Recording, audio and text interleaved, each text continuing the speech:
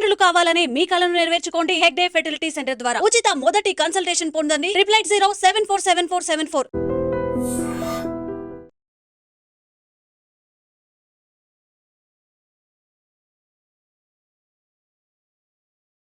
ఇక మన అసలు విషయానికి వస్తే పార్టీలో మీరు ఎక్కువ కాలం ఉన్నారు, దాదాపు 14-16 సంవత్సరాలు ఉన్నారు.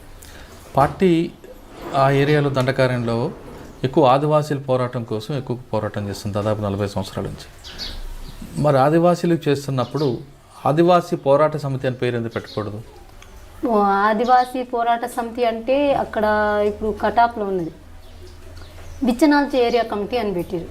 ఎందుకంటే బిచ్చనాల్చి అంటే ఏం లేని ప్రజలు అక్కడ ఏం ఒక ప్రభుత్వం సంబంధించింది సంస్కరణలు కానీ వాళ్ళ ప్రభుత్వ అభివృద్ధి కానీ దైనందిన సమస్యలు కానీ విద్యా వైద్యం కానీ ఏం లేవు, కోరాపుట్లో ఏం లేవు.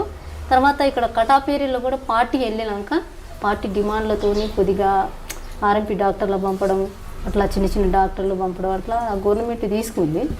అట్లా అంటే వాళ్ళు ఆదివాసీ పోరాట సమితి అని పేరు ఎందుకు పెట్టుకోకూడదు అంటున్నా. అంటే ఆదివాసీ పోరాట సమితి అనేది దాంట్లో ప్రతి ఒక్క నేను పోతే నేను ఒక నా కులానికి ఒక పోరాటం, వేరే దానికి ఒక పోరాటం అట్లా ఉండదు దాంట్లో. అంటే కులాలు సంబంధించిన లేదు, దాంట్లో ముఖ్య సమస్య మొత్తం సమస్య ఏంటిది అనేసి పరిశీలించి దాంట్లో చాసిమూల్య కమిటీ అని పెట్టిరు ఒకటి. అక్కడ ఆదివాసులతో కలిపి అంటే బిచ్చనాళ్ళు చాసిమూల్య కమిటీ అని పెట్టారు. ఎందుకంటే వ్యవసాయం మీద ఆధారపడుతున్నారు కాబట్టి అక్కడ ఒక కమిటీ పెట్టడం జరిగింది. ఇప్పుడు ఆదివాసీ కమిటీ పెట్టడము కానీ పోరాట సమితి అని పెట్టడం కానీ అట్లా జరగదు. ఎందుకంటే ఇప్పుడు నేను మైనార్టీ పోరాట అది సంబంధించి పెట్టరు కదా, వ్యక్తిగతంగా పెట్టరు. పూర్తి సమస్య తీసుకొని దానికి విశ్లేషించి పై కమిటీ గుట్ట కూర్చొని దాంట్లో ఒక నిర్ణయం తీసుకొని ఏదైతే ముఖ్యంగా ఉన్నదో అక్కడ సమస్య దాని మీద తీసుకుంటారు. ఇప్పుడు మీరు ఉన్న కంపెనీలో కానీ మీరు పనిచేస్తున్న దళకంత ఇంట్లో కానీ మహిళలలో రాజకీయ చైతన్యం తీసుకురావడానికి కానీ లేదా ఆదివాసీ మహిళల్లో రాజకీయ చైతన్యం తీసుకురావడానికి మీరు ఏ విధంగా కృషి చేశారు? చాలా కృషి చేశాను. చాలామంది రిక్రూట్ చేసి కటాప్ ఏరియాలో ఈ ఎన్కౌంటర్ జరగకముందు రామగూడ ఎన్కౌంటర్ జరగకపోతే ఒక లెవెల్గా ఉండేది ఉద్యమం అక్కడ. చాలామంది ఇప్పుడు నేను అంటే ఒక టార్గెట్ పెట్టుకున్నారు అందరు కూడా. అంటే ఒక్కొక్క ఏరియాలకు ఒక 6 నెలల్లో ఒక 10 మంది కన్నా అట్లా రిక్రూట్ చేయాలనేసి పై కమిటీ తీర్మానం ఇచ్చింది. అట్లా తీసుకున్నాం, ఒక స్పీడ్గా తీసుకున్నాం. రామగూడ ఫైరింగ్ అయినాక చాలామంది ఇట్లా చనిపోవడం జరిగింది అక్కడి నుంచి. అయినా కానీ ప్రజలైతే ఇంకా బాగానే ఉన్నారు అప్పటికి కూడా. ఇంకా నేను హెల్త్ ప్రాబ్లం వచ్చినాక చిన్నగా అక్కడ అంటే పార్టీ అడవికే పరిమితి అయింది, మైదాన ప్రాంతాలు కనుమరుగైంది అంటారు, వాస్తవం కాదా? అక్కడ మైదాన ప్రాంతం కదా మొత్తం. అక్కడ కోరాపుట్లో అడవిలో ఉన్నది కానీ ఇప్పుడు దగ్గర ఇప్పుడు ముచ్చంపూడి దాకా తిరిగేటోళ్ళు. అదే అడవి ప్రజలకు మద్దతు ఉందా మైదాన ప్రాంతాలు? ఉంది, మద్దతు ఉంది. మరి ఎందుకు క్రమేపీ తగ్గిపోతుంది ప్రాబల్యం? అంటే కొన్ని అంటే నిర్బంధం సమస్య, మెయిన్ నిర్బంధం. తర్వాత ఎన్కౌంటర్లు జరగడం, చనిపోవడం, అట్లా దాంట్లో మెయిన్ అయితే నేను టెక్నాలజీ డెవలప్ అయినాక దాడులు జరగడం, అంటే ఎమ్మటెమ్మటే ఫైరింగ్లు జరగడం, నీళ్ళు అన్నం తిండి తిప్పలు కూడా సమస్య రావడం, కొంతమంది రాజకీయాలు బలంగా లేని వాళ్ళు వెళ్ళిపోవడం, తుపాకులు పెట్టేసి కూడా పోయిన సంఘటన కూడా ఉంది. అంటే ఆదివాసీ అభివృద్ధికి మావోయిస్టు పార్టీ అడ్డుకుంటుందని ప్రభుత్వం వాదిస్తుంది, మీరేమంటారు? అట్లయితే ఏం లేదు, పార్టీ అయితే ఎక్కడ అభివృద్ధికి అడ్డుకున్నది ఏం లేదు. అంటే రోడ్లు వేసిన అడ్డుకుంటారు, లైట్లు పెట్టిన అడ్డుకుంటారు, అంటే ఇప్పుడు వాళ్ళకి మౌలిక సదుపాయాలు కల్పించాలన్న పార్టీ అడ్డుకుంటుంది, వాళ్ళ కాంట్రాక్టులు బెదిరించడం, ఇటువంటి సంఘటనలు చేయడం వల్ల ఆదివాసీ గ్రామాల్లో అభివృద్ధి ఆగిపోతుంది. దాని ప్రధాన కారణం మావోయిస్టు పార్టీ అని ప్రభుత్వం అంటారు. అంటే అభివృద్ధి అంటే ఇన్ని రోజులు లేనిది ఇప్పుడు ఎందుకు సడన్ పార్టీ వచ్చినాక అభివృద్ధి పెరిగింది? ఇప్పుడు పార్టీలో చర్చ నేననేది కాదు, అక్కడ పై కమిటీ నుంచి పార్టీ చెప్పింది.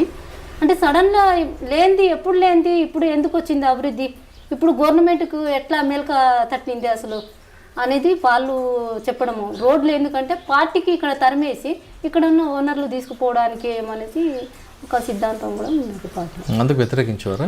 దానికి వ్యతిరేకించారు.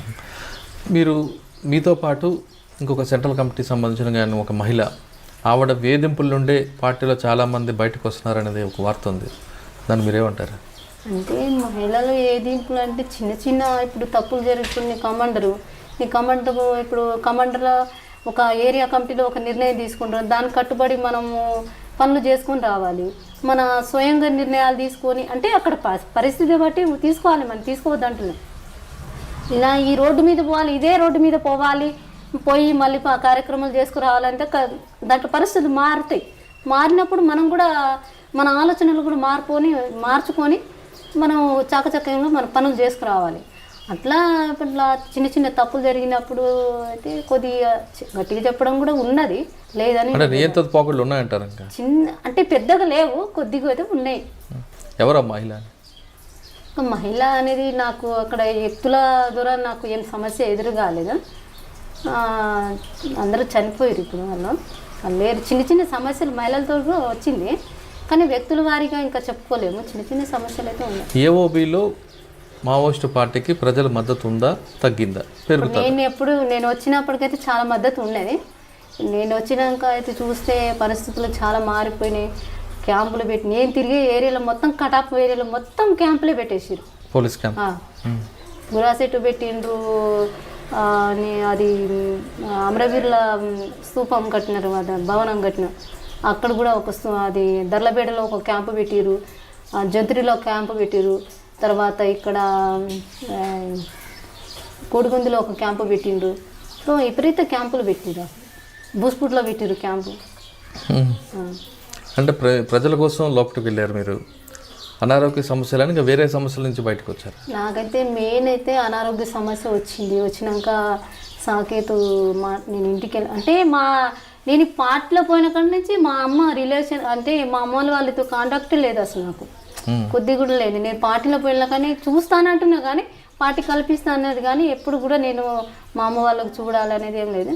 ఎప్పుడన్నా వీలుంటే పిలవండి లోపల చూస్తాననేసి ప్రపోజల్ పెట్టినా నేను. అట్లా రామగూడ ఫైరింగ్ జరిగినాక పార్టీ రిలేషన్తో ఫోన్ నెంబరు తీసుకురావడం జరిగింది. ఫోన్ చేసి మా తమ్ముతో మాట్లాడితే మా అమ్మ వాళ్ళందరూ ఏడ్చినారు. కానీ అప్పటికీ హెల్త్ బాగాలేదు నాకు. ఇంకా సాకేత్కి నేను ఇంటికి వెళ్ళిపోతానని చెప్పిన. సాకేతు నేను ఎప్పుడు చెప్పినా ఏ నెలలో చెప్పిన 3 నెలలు ఆపిరు, నాకు 3-4 నెలలు ఆపిరు. నువ్వు నిర్ణయం అట్లా ఆలోచించడం మంచి పద్ధతి కాదు, నీకు సమస్యలు పెద్ద ఏం లేదు, అనారోగ్యం చూపిస్తాం అనేసి అన్నారు. కాదు నేను పోతాననేసి ఇంకా నేను హెల్త్ ప్రాబ్లం బాగా అంటే వర్గ ప్రేమకు ఎక్కువగా ప్రాధాన్యత ఇచ్చే మావోయిస్ట్ పార్టీలో మరి వ్యక్తిగత ప్రేమకి హెల్త్ సహకరిస్తలేదు. జ్వరం రావడం, గ్యాస్, ఆరోగ్య సమస్య కాకుండా మీరు కన్నతల్లి తమ్ముడు మీద ఎక్కువగా ప్రేమ చూపించారు. అట్లా అని ప్రేమ అని కాదు, అప్పుడు మాట్లాడిన అదే టైంలో అన్నీ జరిగినాయి. నేను ఇంటికి పోతానని చెప్పిన టైం అదే, వాళ్ళు కూడా మాట్లాడిపించింది అప్పుడు ఆ టైంలో జరిగినాయి. ఏదో ఇంటికి వాళ్ళు మా అమ్మ వాళ్ళు మాట్లాడేది ఏదో ఏడ్చిరు అనేదో నేను రాలేదు. అట్లా ఆ టైంలో జరిగినాయి అన్నీ. అంటే పార్టీ అనుమతి ఇచ్చిందా మీరు వెళ్ళిపోతానంటే? నేను వెళ్ళిపోతా అంటే 3 నెలలు టైం పెట్టింది.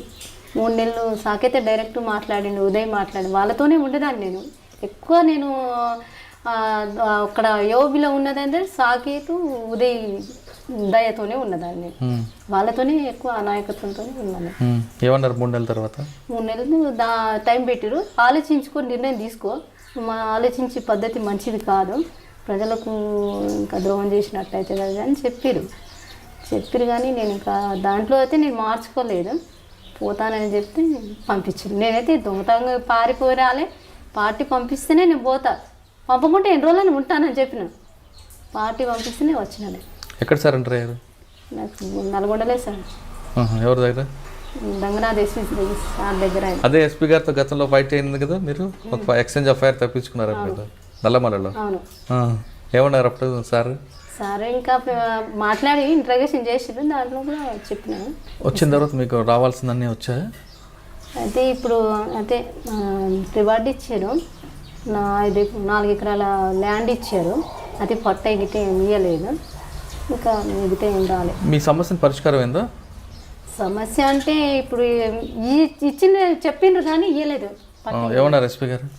ఇస్తామని చెప్పారు. మీ పాత భూమి అది ఏమో మాట్లాడిండ్రు, మళ్ళా కోర్టుకు 60 రోజుల టైం ఇచ్చారు, ఆ తర్వాత చేస్తామని చెప్పారు. ఇప్పుడు బయటకు వచ్చారు, ఇప్పుడు ఆరోగ్యం ఎలాగుంది మీకు? జర అక్కడ ఉన్న అప్పుడు కంటే ఇప్పుడు కొద్దిగా పర్లేదు. ఏం చేద్దాం అనుకుంటున్నా, మీ లక్ష్యం ఏంటి ఇప్పుడు? ఇప్పుడు లక్ష్యం అయితే అమ్మ నాన్నతోనే ఉంటా, ఫ్యామిలీకి. ఇప్పుడు మీరు వెళ్తున్నప్పుడు పరిస్థితి, గ్రామాల పరిస్థితులు వేరు, ఇప్పుడు గ్రామాలు అభివృద్ధి చెందే ప్రభుత్వ పథకాల కింద వరకు వస్తున్నాయి. అప్పుడు ఉన్న పరిస్థితులు ఇప్పుడు లేవు, అది వాస్తవం కదా? ఇంత అభివృద్ధి చెందుతున్న ప్రాంతంలో ఇలాంటి సమస్యలు, చాలా సమస్యలు ఎదురవుతున్నప్పుడు మీలాగా అడవిలోకి వెళ్ళి తుపాకీ పట్టుకోవాలా, లేదు ప్రజాస్వామ్యబద్ధంగా పోరాటం చేయాలి? ఇప్పుడున్న పరిస్థితులు అయితే ఇప్పుడు ఎవరు తుపాకీ బట్టంత ఆలోచిస్తలేరు. అలాంటి పరిస్థితి ప్రభుత్వం కలిపి కొద్దిగా సమస్యలు ఉన్నాయి, ప్రభుత్వం దాంట్లో అమలు చేసే దాంట్లో కూడా ఉన్నాయి. ఇప్పుడున్న ఏ పని కష్టానికి సిద్ధపడాలి కదా, ఇప్పుడు కష్టానికి సిద్ధపడతలేదు. ఇప్పుడున్న టెక్నాలజీ, ఇప్పుడున్న ఈ సినిమాలు కానీ, తర్వాత ఈ సెల్ ఫోన్స్ కానీ వచ్చే ఎట్లనే ఒక 600 సంపాదించుకున్నా బతుకుదాం, ఆ కొండలలో పోయి మళ్ళీ ఎవరు కావాలి అన్నట్టుగా ఉన్నది. నేను పరిశీలించిన వరకు అయితే ఇప్పుడు అంటే విప్లవం అంటే నిండు భోజనం కాదు కదా, అలాగ కష్టాలు ఉంటాయి దాంట్లో. మనం మాట్లాడుకున్నారే 10 మంది కుర్రోళ్ళు కలిసి మాట్లాడుకున్నంతగా ఈజీగా అక్కడ ఉద్యమం కాదు, పార్టీలో పోవడం అంత ఈజీ కూడా కాదు. వాళ్ళు మస్తు మాట్లాడుకుంటారు, కానీ ఆచరణలో పోయి అమలు చేసేది చాలా ఉంటుంది. అలాగా అది లేదు, కనిపిస్తలేదు యూత్లో. కొంతమందిలో ఉన్నది కానీ అది ఆవేశంతో ఉన్నదే కనిపిస్తుంది, ఐడియాలజీగా లేదంటే. ఆవేశంతోనే ఇప్పుడు ఏదో పనులు జరగకపోతే ఎంఆర్ ఆఫీస్ చుట్టూ తిరిగి, లేకుంటే ఏదైనా భూమి ప్రాబ్లం వచ్చినా కానీ, నిరుద్యోగం సమస్య వచ్చినప్పుడు అలాంటి ఆలోచన చేయడం జరుగుతుంది. కానీ వాళ్ళు ఇప్పుడు ఇంకొకటి ఏంటంటే పార్టీ లేదు కదా ఇక్కడ. అప్పుడైతే సిద్ధాంతాలు చెప్పేటోళ్ళు, కొద్ది గ్రామాలలో వచ్చేటోళ్ళు, వాళ్ళకు నిరంతరం ప్రజలకు మోటివేట్ చేసేటోళ్ళు, అలాంటి పరిస్థితి లేదు. కాబట్టి ఆలోచించడం అంటే పెద్దగా ఏం కనిపించలేదు నాకు గ్రామాలలో. ప్రతి గ్రామంలో సమస్యలు ఉంటాయి, ఆ గ్రామంలో సమస్యలను పరిష్కరించడానికి పార్టీ వైపే అవసరం లేదు, ప్రజాస్వామ్యబద్ధంగా ఆ సమస్య పరిష్కరించుకోవచ్చు అంటున్నారు జాంబవి అలియాస్ సరిత. ఇది ఈ వారం సరితతో ఎక్స్క్లూజివ్ ఇంటర్వ్యూ. వచ్చే వారం మరో గెస్ట్తో మళ్ళీ కలుద్దాం. అంతవరకు నమస్కారం.